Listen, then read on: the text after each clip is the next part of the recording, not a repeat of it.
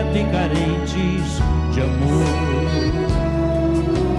Que o Senhor lhes dê a mão, lhes mostre de novo o caminho para um renascer, um novo proceder na mais perfeita e bela comunhão.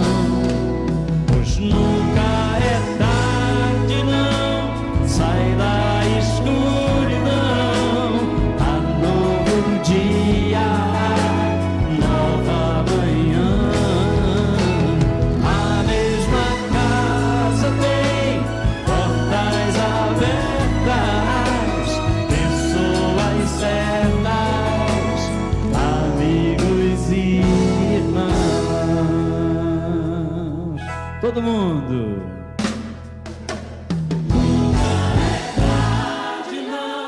Sai da escuridão, há novo dia, nova manhã. A mesma casa tem portas abertas, pessoas certas, amigos e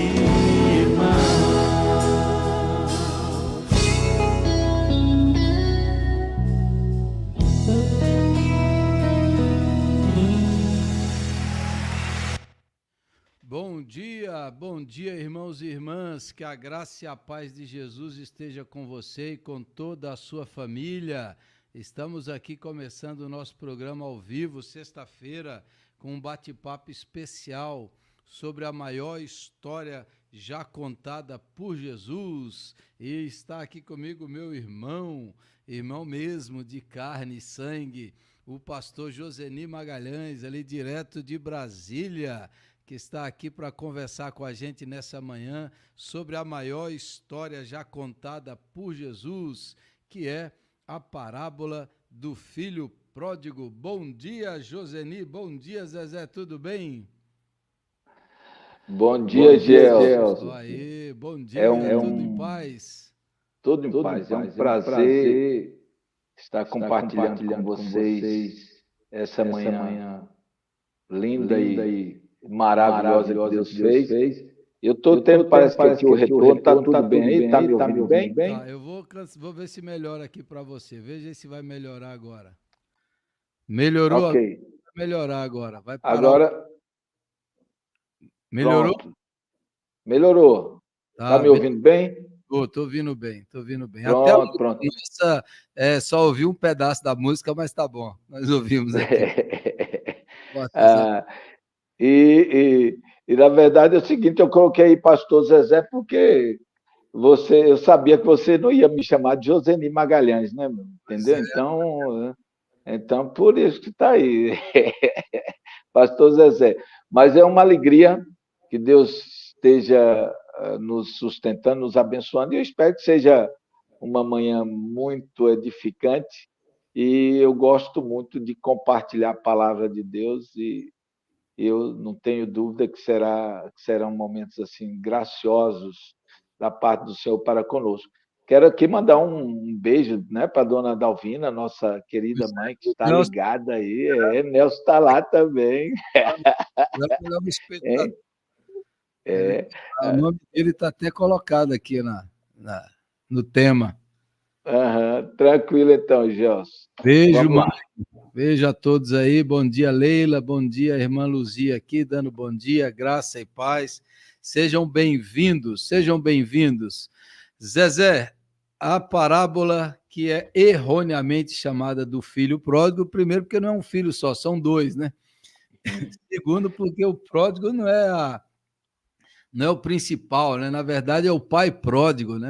A parábola do pai pródigo. Eu acredito que, além de ser a maior parábola que Jesus contou de tamanho, ela é maior também de conteúdo, porque nela estão todos os temas principais da nossa fé. Você concorda com isso ou não? Em gênero, número e grau.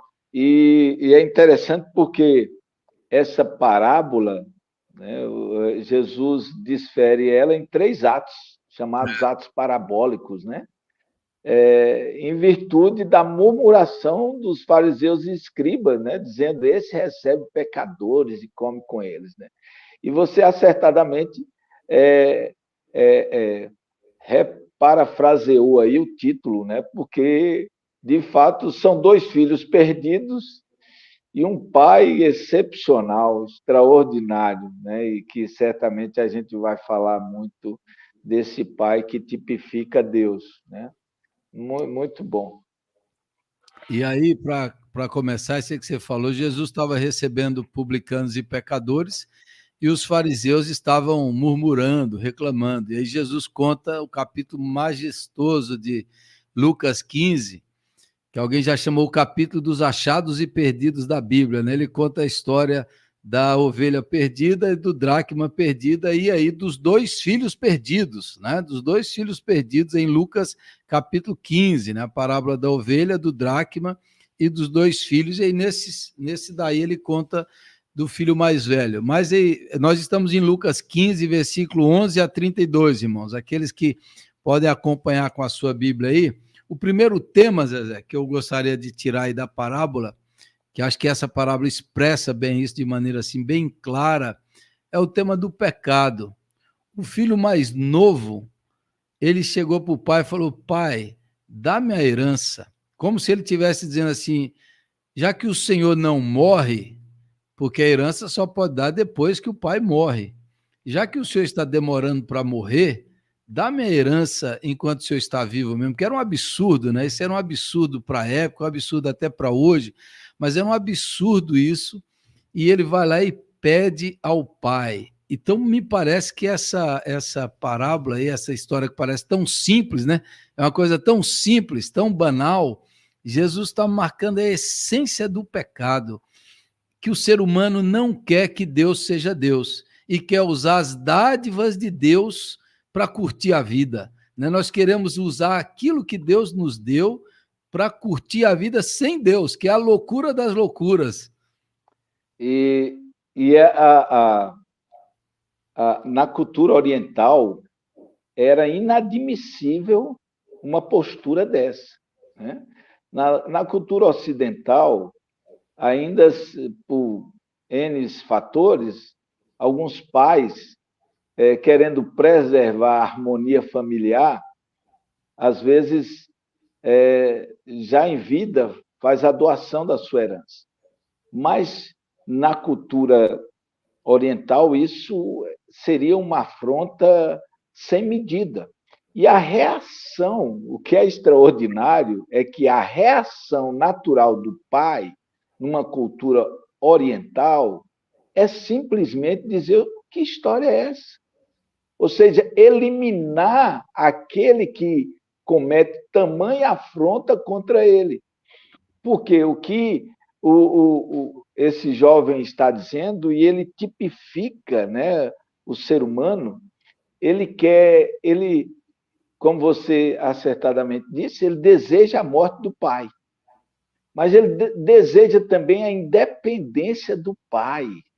Então, ou seja, ele quer viver longe do pai, ele está cansado, né? Ele está cansado de ouvir a voz do pai, o cheiro do pai, os conselhos do pai, e ele quer pegar a sua herança para viver longe do pai. Então, e você acertadamente falando sobre a questão de Deus, né, e que tipifica, é um pai rejeitado, né? É um pai rejeitado. Então, o ser humano, ele quer viver uma independência de Deus. E aqui me lembro, né, o Nietzsche, quando, obviamente, algumas das suas reações foi contra o sistema religioso, mas ele não conseguia discernir Deus do sistema religioso, e ele colocou tudo em um pacote, e ele, então, começou a propagandear que o problema da humanidade é Deus. Então, ou seja, Deus dá muito pitaco, né? Tudo a referência é Deus, ninguém pode fazer nada. Então, ele reuniu um grupo de amigos e ele simplesmente, filosoficamente, ele decretou a morte de Deus, né? Fez até simbolicamente o enterro de Deus, né? Com alguns amigos no caixão e colocou aqui jaz Deus, saíram pelas ruas da cidade e enterraram Deus. Então, ou seja, o ser humano, o pecado é a gente assumir o controle da nossa vida e vivê-la como nós achamos que precisamos viver. Nos nossos dias, isso tem sido cada vez mais acentuado, né? Sempre foi, né? Mas cada vez mais acentuado essa questão da intimização do ser com o próprio ser. Então, a vida é do ser humano. Então, ou seja, é você que decide, é você que dá norte, né, aos seus passos. E ali a gente vê isso nitidamente, né? Nitidamente. Então, Tem uma frase pecar... Tem uma frase do Lutero que você lembrou, diz que Lutero falou que só o fato de Deus ser Deus já ofende o orgulho humano. Só o fato de Deus, o orgulho humano já fica ofendido. E a essência do pecado é isso que você falou, essa autonomia, é o pecado lá de Eva, o pecado de Adão. Quando vocês comerem, vocês sereis iguais a Deus, né? E essa é a essência, a parábola do pródigo é isso. Pai, me dá a minha herança, eu não quero a sua presença, eu te rejeito, eu quero ser o meu Deus. E também aí que entra a idolatria, eu quero ser o meu Deus, né? Eu quero mandar na minha vida. Eu quero agir conforme der na cabeça. Como diz João Calvino, né? O coração do homem é uma fábrica de ídolos, né? O ser humano ele entroniza-se a si mesmo. Então, essa independência do homem de Deus, ela é, de fato, a essência do pecado, né? A essência do pecado. Então, eu fico assim perplexo como Jesus sintetiza nessa parábola a essência do que é ser pecador, né? E aqui o fato não é nem de você produzir pecados, é de você ser pecador. Por quê? Porque o pecado ele é exatamente uma realidade que torna o homem num estado de afronta, de rebeldia, ele compara-se a Deus. Então, quando ele diz dá-me a herança, é aquilo que é a essência do pecador, né? Então, ou seja, ele compara-se a Deus. Como é extraordinário a gente perceber que o Evangelho é, de fato, a plenitude da humilhação do ser humano. E que Deus dá graça, né? Deus resiste ao soberbo, mas dá graça ao humilde. Então, é isso que a gente percebe nessa parábola e que a gente vê em todo ser humano. Observe todo ser humano.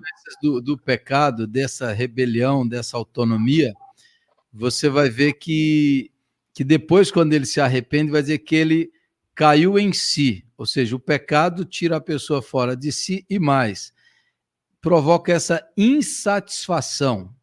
Ele tinha tudo o que ele precisava, ele era feliz ali, mas ele não percebia isso. O pecado gera essa insatisfação, essa murmuração, essa reclamação. A partir dessa autonomia, da onde nasce essa rebelião contra Deus, aí vai nascer toda essa frustração, descontentamento. O pecado tira da pessoa a capacidade de ser feliz, de se alegrar, de perceber aquilo que ela tem, né? Essas são consequências do pecado. Porque o pecado, ele é citado por você, quando a gente olha o Éden, né, o episódio trágico, a gente vê que o pecado ele desarmoniza, né? Desarmoniza o homem. Primeiro com ele próprio, Adão e Eva viram que estavam nus, ou seja, aquele desconforto, não há harmonia no coração do ser humano que tem o pecado como senhor. Por quê? Porque aquele que comete pecado é escravo do pecado. Então, o homem torna-se escravo do pecado. É o que esse jovem era. Ele era escravo do pecado. Era o pecado que norteava os seus atos. Então, havia toda uma harmonia familiar, né? Havia toda uma abundância familiar. Não tira essa capacidade de ver a bênção e de desfrutar da bênção. No Éden tinham tudo, mas eles são levados para a rebelião, para aquilo que eles não têm. É isso que o pecado faz, né? E a sociedade nossa vive assim, de gente insatisfeita por causa disso. E é significativo perceber que a insatisfação ela não é a causa, né? Ela é o efeito. É o efeito. Né? É o efeito dessa realidade onde o homem é escravo do pecado, e o que é significativo a gente entender que não há harmonia quando o pecado é o senhor da vida. Não há harmonia. A pessoa não há harmonia consigo mesmo, não há harmonia com o próximo e não há harmonia com Deus, né? É aquilo que nós vemos hoje na sociedade. As pessoas elas creem que o que lhes falta para harmonizar a sua existência está exatamente na busca por prazeres ou por realizações, quaisquer que sejam, e o ser humano continuará em desarmonia, né? Eu estava falando com a igreja sobre Gálatas, e é interessante porque quando Jesus passa a habitar no seu coração, o Espírito Santo você passa a ser templo do Espírito Santo, há um conflito cotidiano, né? O Espírito milita contra a carne e a carne contra o Espírito. Mas é maravilhoso perceber que esse conflito não tira a harmonia do nosso coração, não tira a paz da nossa vida, porque o Espírito assume isso. Então, ou seja, a gente passa a viver em paz, a ter o coração saciado, ao contentamento, é gostoso ouvir a voz do Pai, estar na presença do Pai.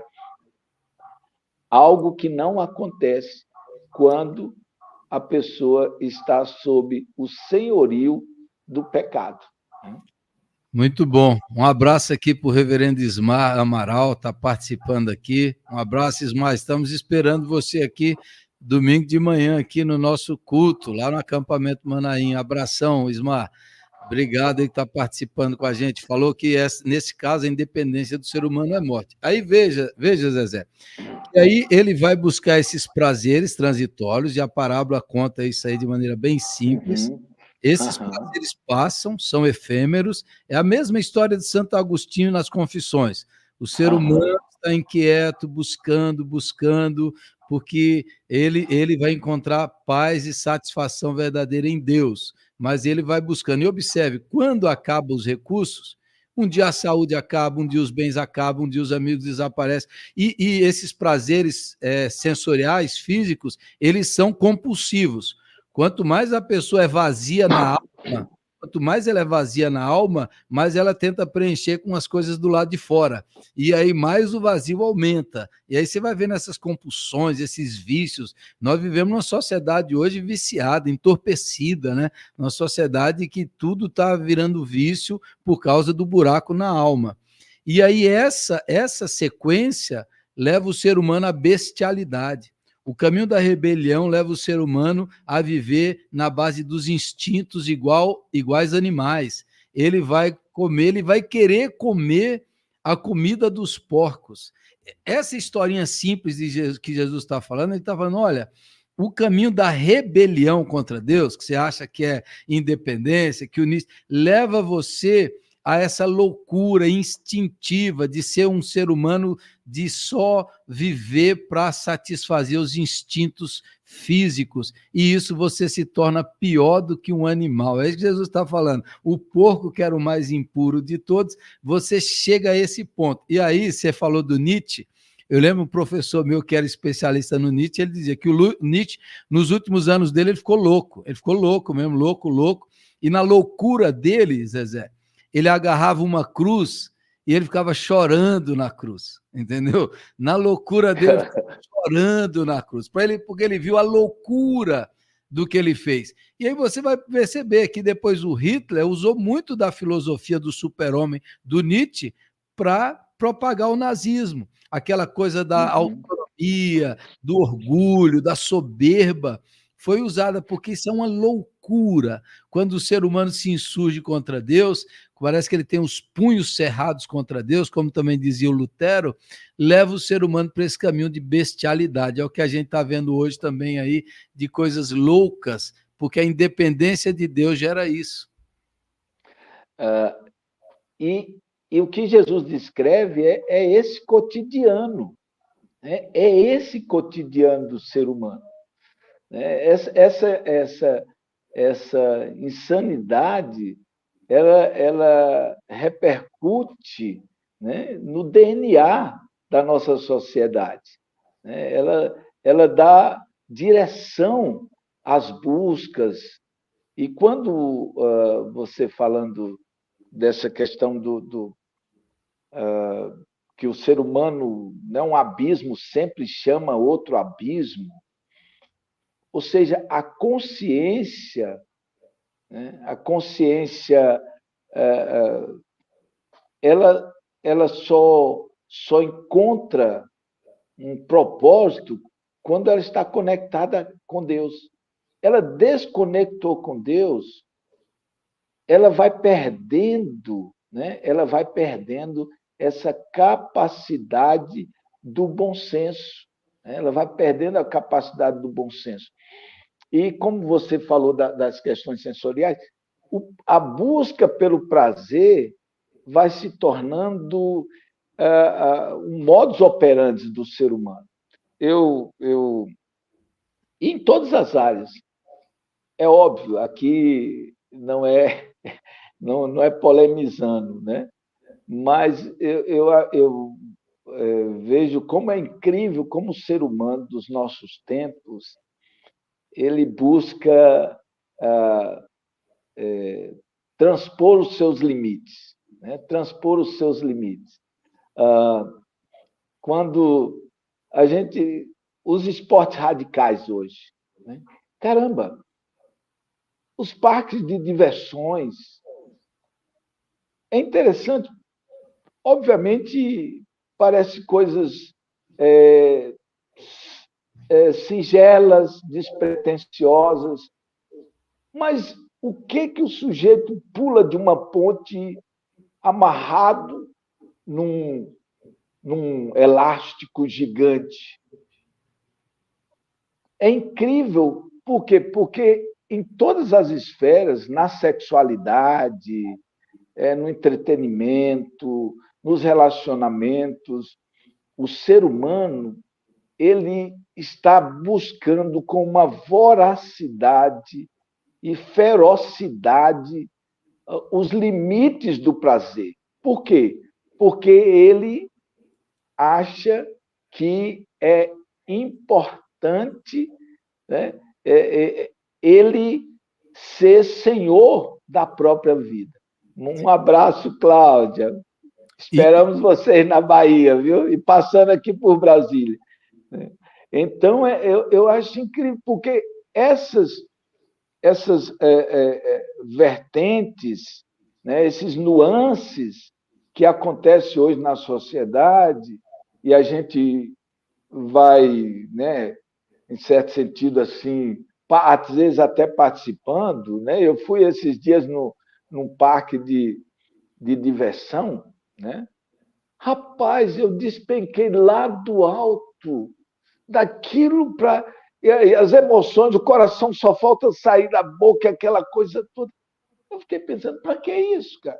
Sabe? É incrível como a gente vai perdendo o prazer do cotidiano, o prazer do contentamento, para, em coisas mais singelas, a gente está buscando aquilo que o filho pródigo buscou, né?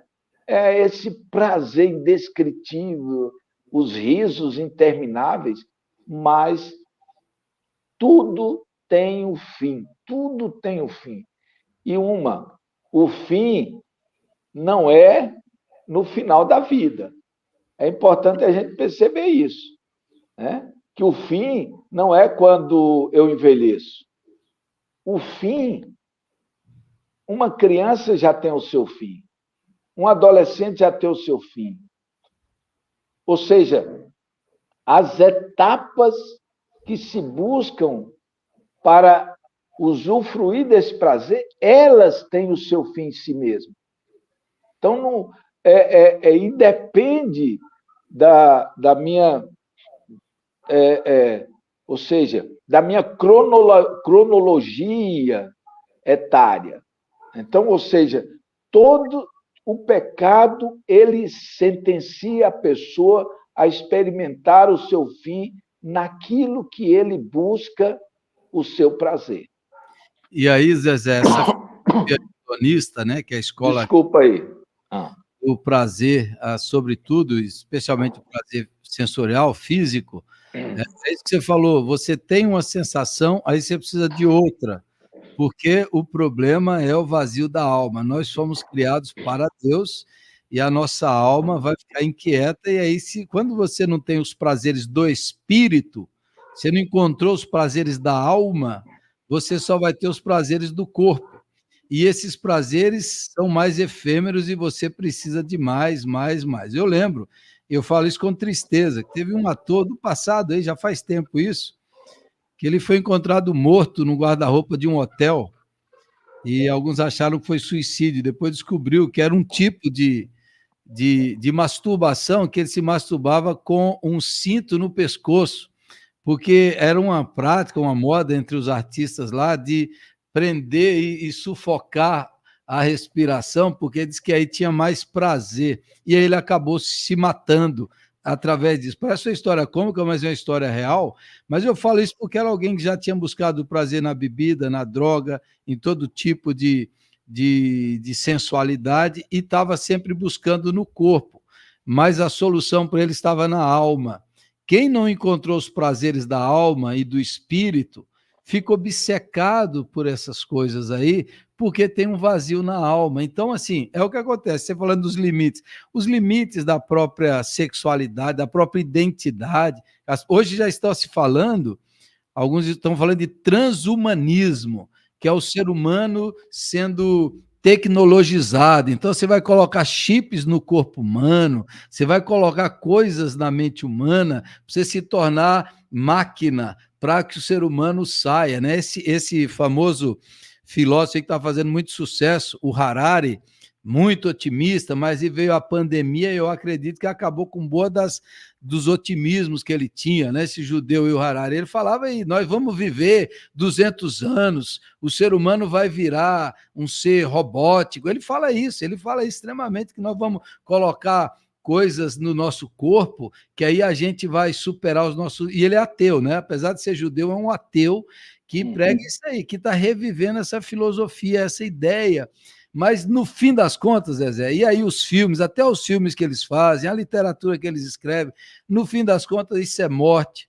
isso é bestialidade, isso é vazio, isso é guerra, isso é conflito, porque longe de Deus, o ser humano só Não. consegue produzir isso.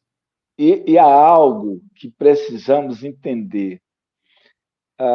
O nosso prazer está ligado intrinsecamente ao prazer de Deus. Jesus, em 2 momentos, a Bíblia diz que houve uma voz do céu, que Deus diz a Cristo: este é o meu filho amado, em quem eu tenho nele todo o meu prazer, parafraseando o texto bíblico. Ou seja, o prazer de Deus é Cristo Jesus. Ou seja, a criação, ela foi maculada drasticamente, mortalmente, inclusive o ser humano, a coroa da criação, pelo pecado. Então, o prazer de Deus está em Cristo. Ele é o perfeito, ele é pleno, ele é extraordinariamente maravilhoso. É nele que Deus tem o prazer. Então, o nosso prazer, nós encontramos em Cristo Jesus. Porque quando nós encontramos Cristo Jesus, nós entramos na comunhão de Deus, olha para nós, e em Cristo Jesus, Deus diz que tem prazer em nós.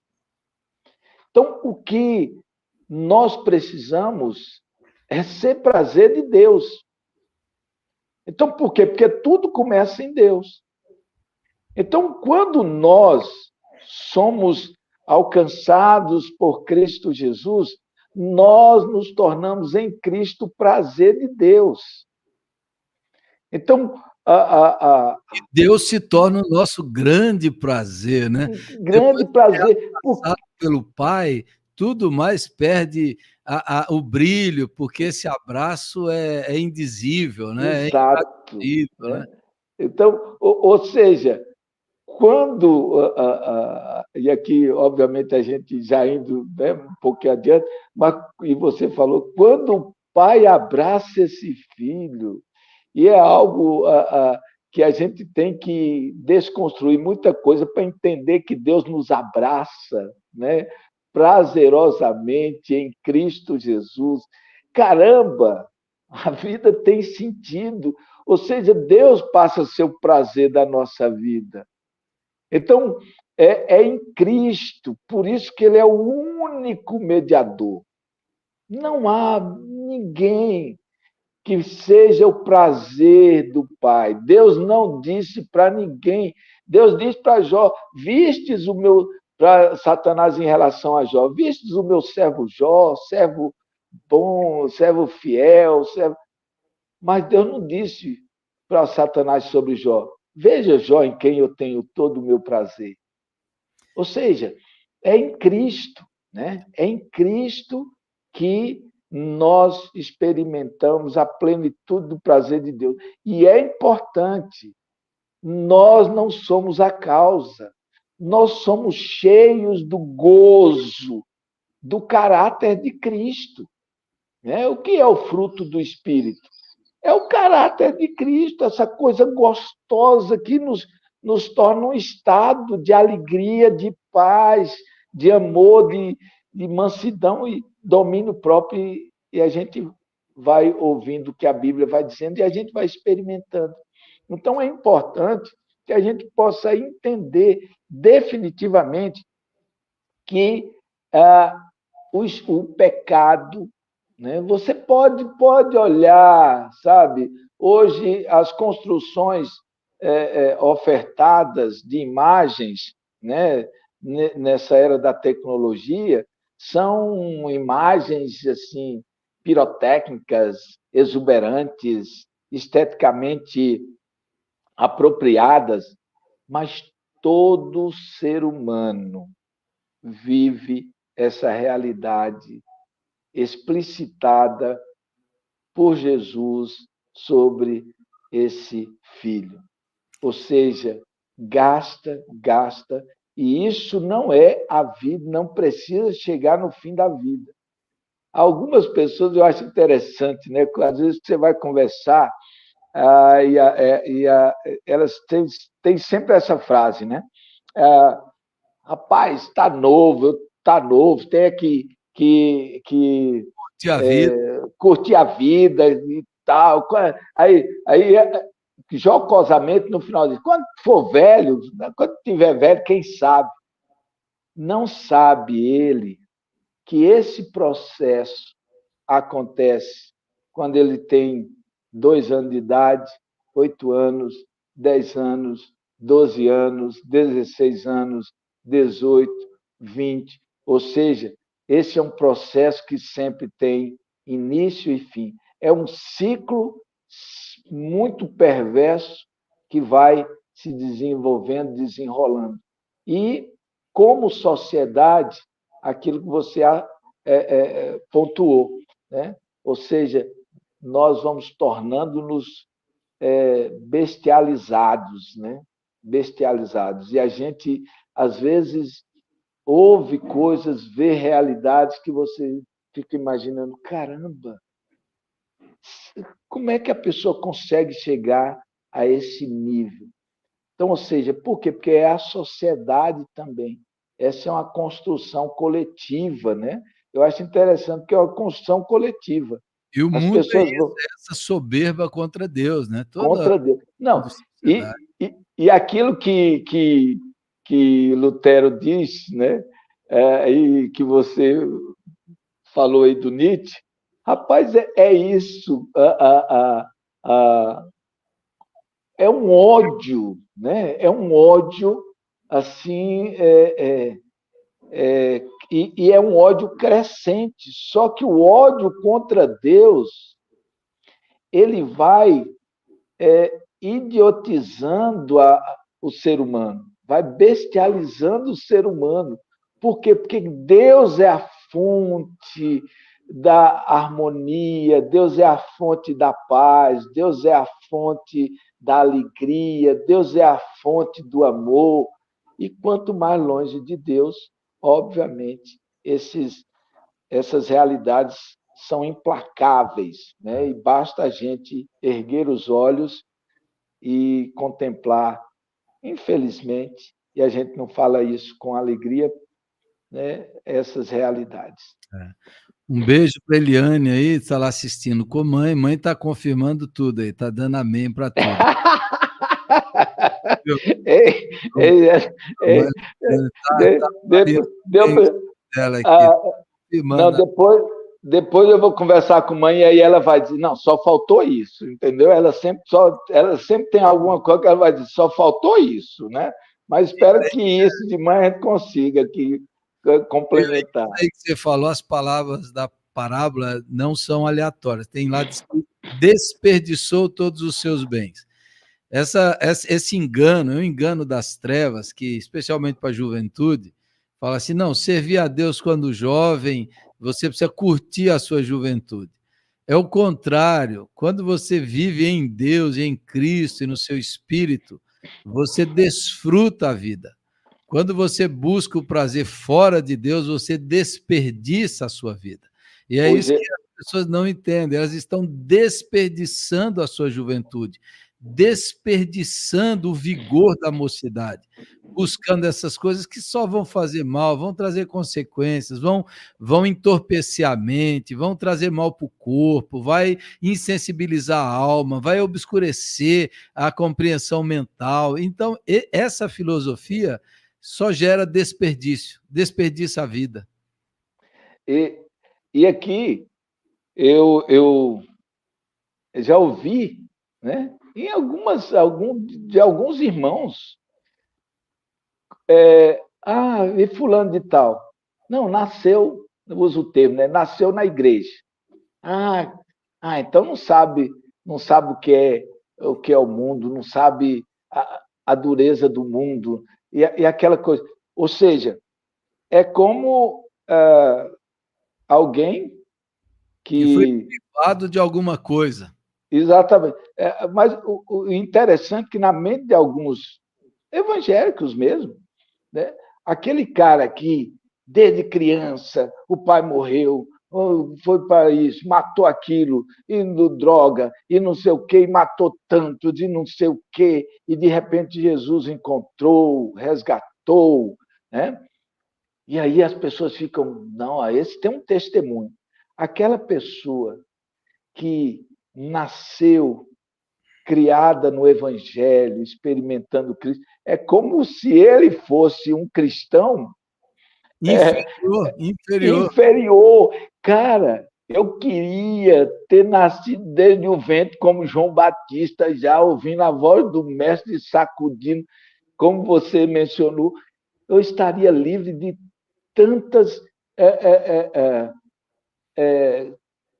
tantas coisas ruins que obscureceram a minha mente, que trouxeram realidades tão desgastantes, tão desnecessárias, né? Como seria bom se logo lá de criança, igual Samuel, estivesse lendo a Bíblia, orando a Deus, tá? Experimentando a alegria do Senhor, sendo um testemunho poderoso no mundo. Caramba, não, sabe? Então, é incrível, porque o extraordinário na vida é viver com Jesus, cara, sabe? O gozo dele, sabe? É algo extraordinário, né? Então, ou seja, tudo mais é como o Senhor Jesus diz, é desperdício mesmo. Né? O nosso tempo aqui está voando, nós ainda estamos no primeiro tópico, viu, irmãos? Vamos ter que deixar para a próxima. A gente queria pular já direto para o abraço do pai, que é a melhor. Mas é a melhor parte, né? Mas deixa eu dizer, Mas meus queridos, é porque faz tempo que eu não converso com o Gelson, entendeu? Então, já vou aqui te denunciar. Então, quando mesmo falando do Evangelho, eu gosto de estar conversando com ele, e aí a gente começa a conversar e eu não deixo nem ele falar. E aí vamos chegar no segundo tema que eu queria falar hoje aqui, que é o tema do arrependimento. Observe que quando ele está lá na lama, o texto diz, caindo em si, ele estava fora de si, caindo em si. Ele pensou, quantos trabalhadores do meu pai vivem melhor do que eu? Levantar-me-ei e irei ter com meu pai e lhe direi, pai, pequei contra o céu e diante de ti. Observe, Zezé, um detalhe aí, observe que até o nosso arrependimento, ele não é puro, você entendeu? O nosso arrependimento não é puro, não é correto. O arrependimento nosso ainda é interesseiro. Ainda é interesseiro. Ele não pensou assim, eu vou lá, olha o que eu fiz com o meu... Ele reconhece, eu pequei contra o pai, pequei contra o céu, já não sou digno de ser chamado teu filho. Essa é a essência do arrependimento. Mas mesmo assim, a motivação dele ainda não é completamente pura. E mesmo assim, o pai o abraça, o pai o beija, mesmo assim o pai não deixa de amar, mesmo assim, porque ele volta falando, lá pelo menos eu vou viver como um dos meus trabalhadores. Mas nesse texto, como a gente está falando, mesmo essa história simples, mas ela tem um conteúdo teológico tão denso, tão profundo, tão extraordinário, de arrependimento, que é isso, que a pessoa cair em si, voltar, reconhecer que perdeu a sua dignidade, que não merece, e voltar para o Pai, né? Tem tudo isso englobando o arrependimento, e arrependimento é central na Bíblia, no Evangelho, naquilo que Jesus falou, e na salvação. Sem arrependimento, não há salvação verdadeira. Vai lá. Mas a referência do arrependimento, né, é sempre o Pai. Né? O arrependimento verdadeiro é o Pai. Ou seja, a gente não consegue aproximar de Deus na pureza a qual o amor dele nos proporciona. Mas o arrependimento verdadeiro, qual é a referência? É o amor do Pai. Né? E por isso que o arrependimento ele passa de uma maneira imprescindível pela cruz, né? Porque onde é que nós contemplamos o amor de Deus de maneira plena? É na cruz. E onde nós contemplamos quem verdadeiramente nós somos é na cruz. A cruz, ela nos humilha de uma maneira a nos capacitar a olhar para o Senhor. Por quê? Porque na plenitude da humilhação, a gente consegue enxergar a plenitude do amor de Deus. O que seria, na verdade, é a gente enxergar a plenitude do amor de Deus, a gente enxerga a plenitude da nossa humilhação. Então, a referência é sempre Deus. Né? É sempre Deus.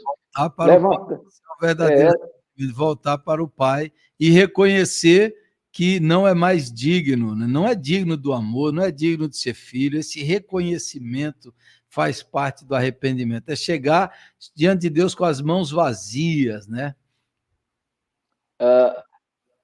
Deixa eu fazer um comentário aqui sobre a cruz, que os teólogos liberais, os antigos, eles diziam, olha, a parábola do pródigo mostra que a cruz é desnecessária, a cruz é a ideia de substituição penal, que Jesus levou os nossos pecados, os liberais tinham um problema com isso. Ele falava, Deus é como o Pai, ele simplesmente perdoa. Mas aí, quando você estuda a parábola, você vai ver que um homem, um ancião, sair da sua casa e correr ao encontro do filho é um ato de humilhação do pai. E quando o filho mais velho chega e não entra na festa, e o pai sai da casa para persuadi-lo, o filho também está humilhando o pai, e o pai se humilha ao ir atrás dos dois filhos, é uma humilhação do pai. Então, na parábola do pródigo, também tem a cruz, que a cruz é a humilhação de Deus e a humilhação do pecador. É Deus se rebaixando a esse nível. O Cristo que não teve pecado, ele se fez pecado por nós, para que nós fôssemos feitos justiça de Deus. A cruz de Cristo é a humilhação de Deus em nosso favor, é Deus se revelando, se rasgando, se dando completamente a nós. E até isso tem na parábola do pródigo. Então, essa parábola ela é completa, porque ela tem... E quando a gente vai lendo a Bíblia, caramba, todas as coisas foram feitas nele, por meio dele e para ele. Sem ele, nada do que viria a ser. Por isso que Deus, depois que criava todas as coisas, contemplava e dizia, viu Deus que isso era muito bom. E esse Deus Filho se esvaziou, tornou-se como um de nós, algo... Por isso que é loucura, por isso que é escândalo um negócio desse, sabe? E vai à cruz, né? Vai à cruz por nós. Então, a cruz, ela é necessária para que a gente possa, de fato, porque Deus prova o amor dele por nós pelo fato de ter Cristo, Jesus, morrido por nós, quando nós éramos ainda pecadores rebeldes. Jesus toma o que é nosso, que é o nosso pecado, e nos dá o que é dele, a filiação do Pai. Para sermos filhos de Deus, como Jesus é filho, assim como o Pai me ama, ele ama vocês. Quer dizer, o status de Jesus agora é nosso por meio da cruz. Aquele miserável bestial no meio dos porcos agora é restaurado à condição de filho. Isso é extraordinário. E o arrependimento é isso, né? É importante que a gente sempre possa entender que o arrependimento é dom de Deus, né? Dom de Deus. Às vezes, naqueles momentos de contrição na igreja, uma das coisas que eu eu falo com a congregação é: a gente tem que orar a Deus para que Deus reavive em nós o dom do arrependimento, cara.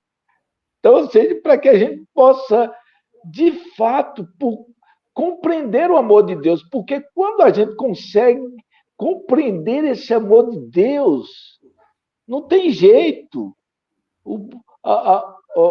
A mão vem ao peito e a gente bate e faz como aquele publicano: Deus, tem misericórdia de mim, que sou pecador. Né? E a gente não é esmagado, mas a gente é acolhido, a gente é dignificado, né? Na conquista exuberante do Filho, de uma maneira definitiva e poderosa. Então, o arrependimento, ele é necessário, essa compreensão, né? que vem aqui do grande amor de Deus. A referência é a bondade de Deus. A referência é a bondade de Deus. E eu não sei se teria espaço, Gelson, na parábola, para a gente também, quando a gente falar da referência da casa do Pai, a gente também, de uma maneira, elastecer, né? E dizer: olha, a referência para o pecador hoje, qual é a referência do amor de Deus? É que, de fato, Deus prova o amor dele pelo fato de ter Cristo morrido por nós, pecadores. Então, eu creio que, de igual modo como a existencialidade das pessoas, elas ficam circunscritas, né? A vida manifesta ali de Cristo do jovem, também o arrependimento ele fica circunscrito, né, ao ser humano. A referência desse amor do Pai é, inevitavelmente, a cruz de Cristo. Né? A cruz de Cristo, que é esse evento eterno, né, do amor de Deus para conosco. E é a bondade de Deus que nos leva ao arrependimento, né? É a oferta do perdão que constrange o pecador, né? Isso que é extraordinário, que às vezes a gente não entende, né? Pensa que é a ameaça que leva ao arrependimento, é a bondade, é o amor do Pai que constrange o pecador. Zezé, para a gente concluir aqui, semana que vem a gente continua nessa mesma parábola. Não, mas eu quero... Essa palavra tua aí, que palavra, hein, cara? Que extraordinário, porque às vezes a gente pensa que é o inferno que leva as pessoas ao céu. Evangelismo, entendeu? A gente entendeu que era exatamente do medo do inferno e para gerar arrependimento. Exato. É o amor. Né? Santos, o medo não transforma pecador, o medo não faz isso, é só a bondade de Deus, é só o amor de Deus, só o amor de Deus. Transforma o coração, é só isso. Eu queria concluir chegando aqui, que eu acho que é o versículo mais lindo da Bíblia, é Lucas 15, verso 20. Vinha ele ainda longe quando o pai o avistou e, correndo ao seu encontro, o abraçou e o beijou. Esse deve ser um dos textos, é o versículo mais extraordinário, mais lindo, mais maravilhoso. Vinha ele ainda longe quando o pai o avistou e, correndo, o pai não esperou, correndo o abraçou e o beijou. Conclua com esse versículo aí e depois você vai orar por nós e orar por todos que estão assistindo. Esse versículo é extraordinário. Os braços de Deus sempre abertos para nos acolher. Agora, é importante a gente entender que Deus é um pai cheio de expectativas, né? Um pai cheio de expectativas. É um pai que busca, é um pai que sofre, né? E o pai que triunfa. Ama apaixonadamente. Apaixonadamente. É invencível. E triunfa, né? O amor de Deus é triunfante, é invencível. Ele tem novamente o Filho nos seus braços, né? E é maravilhoso, né? Ser abraçado por Deus. E, queridos, e às vezes a gente acha que não, mas Deus beija a gente, né? Deus é um Deus carinhoso, independente das imagens paternais construídas, seja no seio familiar, ou na cultura, ou na religiosidade. Deus é esse Deus que abraça E o e que filho beija vem o seu filho. maltrapilho, fedido, sujo, desperdiçou todos os bens, só fez besteira. Qualquer pai humano não faria, talvez não reagiria desse jeito, muito difícil, mas esse pai aí reage dessa maneira maravilhosa, E extraordinária. esse pai diz o seguinte: ele é meu filho, né? Ele reconhece Vamos que já não é mais digno de ser chamado de seu filho, lá. mas Aham. vamos restituir. Aí é a adoção, aí é a união, aí é tudo que é de Cristo é Uhum. nosso. É uma coisa impressionante, Extraordinário, extraordinário. maravilhosa, e Deus nos convida, a todos nós. E aí, Zezé, vamos concluir com isso, né? Às vezes o crente pensa que depois do amor de Deus a gente tem que entrar em assuntos mais profundos, assuntos mais difíceis.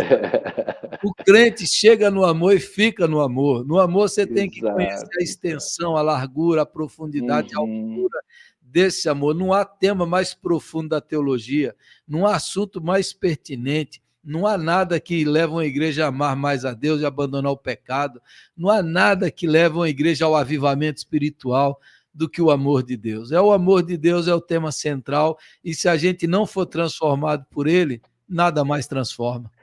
E aqui foi Calbar mesmo, né, que disse. Bate, perguntar Foi a verdade, mas perguntado por um aluno, é isso, né? Qual a verdade mais profunda? repórter, quando ele foi visitar os Estados Unidos, ele é um grande teólogo, escreveu milhares de páginas. Qual a verdade mais profunda que já passou na sua mente, né? E ele respondeu isso: a maior verdade de todas é saber que Deus me ama.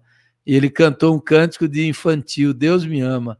Essa é a maior de todas as verdades da Bíblia. E que extraordinário. E a gente tem o evangelho dos nossos dias, tem que voltar a meditar, a viver e a propagar esse amor que nos emociona. Essa é a essência do Evangelho, essa é a essência do Evangelho, e essa parábola tem que ser pregada, estudada, meditada e refletida sempre, sempre, sempre. Muito bom. Se você está longe de Deus, volte. Isso aí não é só para quem se desviou da igreja, há muito. A gente vai falar dele na próxima semana. Há muito filho mais velho aí que precisa provar desse abraço do Pai, precisa provar o amor do Pai. Está ali na igreja, está ali na religião, mas está bem distante do Pai. A gente vai falar disso semana que vem, né?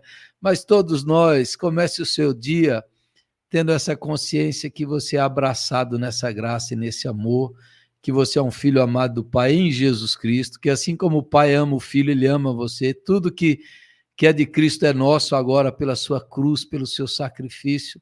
E Amém. Essa filiação, essa adoção é maravilhosa, maravilhosa. Mandar um abraço aqui para o Neival. O Neival apareceu aí, ó. Apareceu aí, Neival. Você, meu irmão.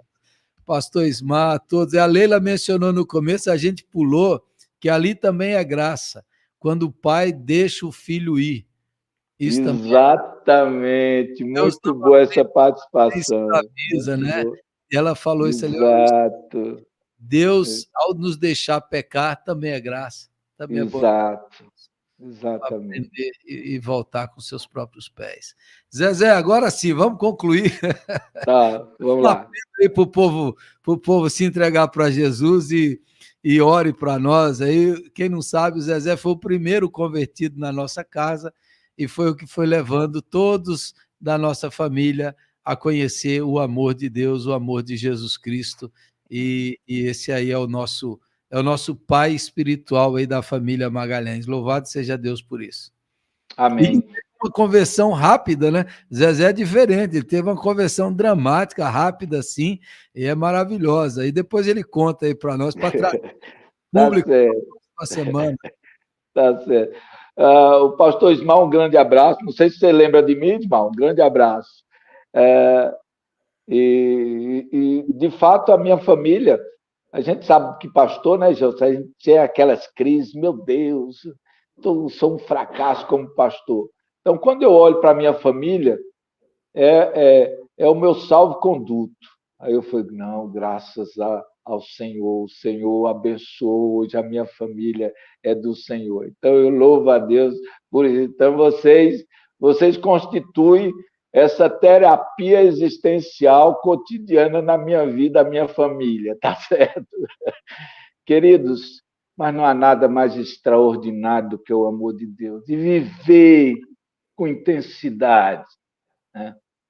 Experimentando da presença do Pai, do amor do Pai, da voz do Pai, e esse derramar do prazer dele em nós, que é Cristo Jesus, para que a gente viva como verdadeiramente nós somos, mais do que vencedores. Então, eu quero...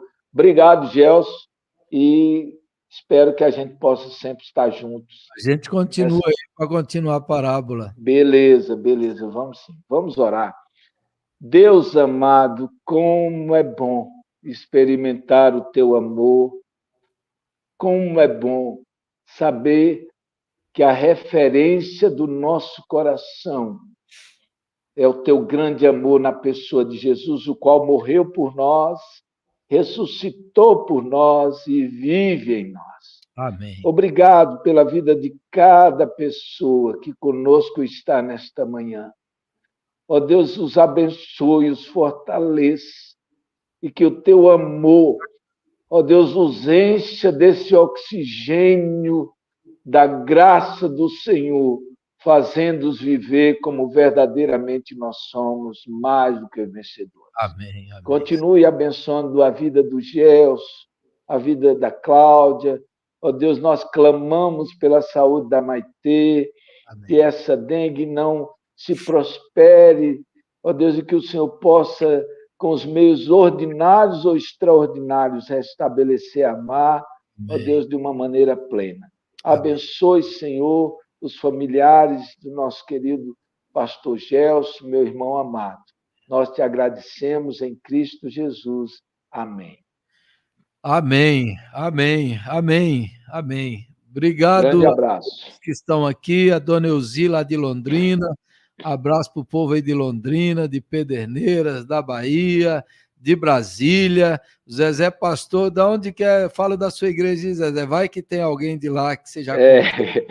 A terceira igreja presbiteriana do Guará, aqui no Distrito Federal.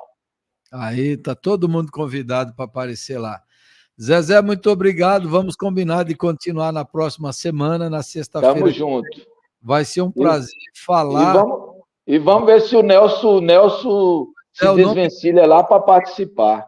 O nosso outro irmão participar aqui do nosso programa na sexta-feira que vem. Se você foi abençoado e edificado, mande o link desse programa para outra pessoa, compartilhe, curta, se inscreva no canal da igreja aí. Vamos divulgar o amor do Pai, o amor de Deus por nós, e vamos trazer os filhos perdidos de volta à casa do Pai. Deus abençoe, Zezé, um grande prazer, um abraço. Grande abraço. Para os seus filhos, que Deus abençoe aí. E ligue para mim também, pode ligar, viu? Um abraço. Ligue para mim. Um abraço, gente. Deus abençoe. Fiquem na graça e na paz de Jesus. Tchau.